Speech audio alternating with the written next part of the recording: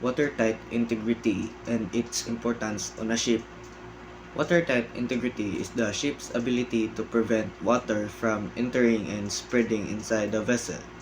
It is maintained through watertight bulkheads, doors, hatches, and proper sealing of openings. Its importance is very critical for safety. First, it prevents flooding which can cause the ship to sink. Second, it helps maintain the ship's stability so it does not tilt or capsize when damaged.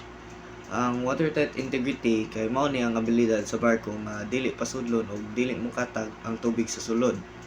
Pinaagi sa bulkheads, doors ug hatches.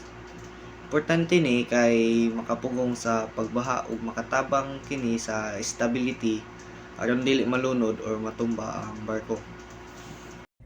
Third, to protect the crew and cargo, giving time to respond during emergencies. To maintain it, crew members must keep watertight doors closed, secure all openings, and regularly check equipment. In short, watertight integrity is essential to keep the ship afloat, stable, and safe at all times. So, ang pasabot, ang ikatulong punto nagpasabot nga watertight integrity nagpapanilipod sa crew o kargamento kung adunay emergency sama sa pagbuslot or pagsulod sa tubig.